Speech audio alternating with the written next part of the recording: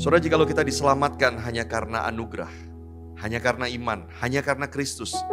Jikalau kita diampuni dan diterima oleh Allah tidak berdasarkan perbuatan baik kita, tidak berdasarkan ketaatan kita, tetapi karena apa yang Kristus lakukan bagi kita di atas kayu salib, maka katekismus kita hari ini bertanya, apakah kalau begitu kita masih harus berbuat baik dan menaati firman Allah?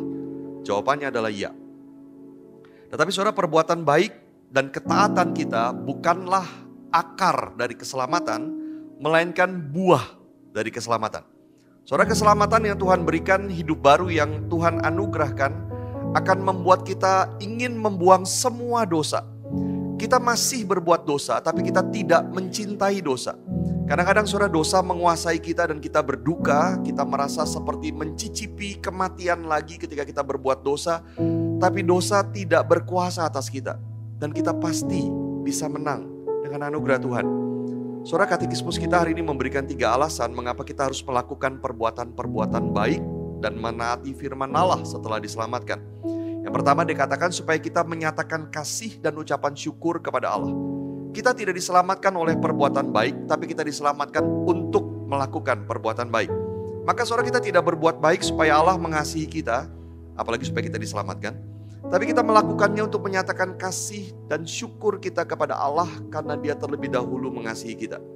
Yang kedua adalah supaya kita dapat memiliki keyakinan iman karena buah-buahnya. Saudara, kita diyakinkan bahwa kita adalah anak Tuhan ketika kita melihat Allah bekerja di dalam kita untuk mengubah kita.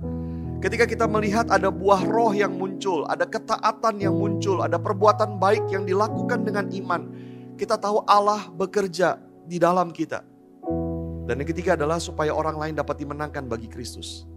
Ketika kita melihat, kita melakukan perbuatan baik, kita taat kepada firman Allah, kita memuliakan Bapa di surga.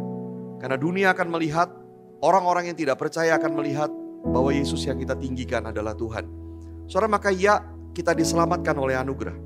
Kita dikasihi oleh Allah sebelum kita melakukan apapun. Dan justru karena itulah kita melakukan perbuatan baik dan menaati firman Allah. Dan kita tidak melakukannya dengan kekuatan sendiri, tetapi dengan kekuatan yang diberikan oleh Allah. Saudara, Yesus berkata, dari buahnya kamu akan mengenal pohonnya. Saudara, buah yang kita hasilkan bukanlah buah tempelan, saudara, seperti buah plastik lalu ditempel begitu di pohon. Kalau seperti itu, saudara, kita tidak akan sanggup. Hidup palsu seperti itu sangat melelahkan.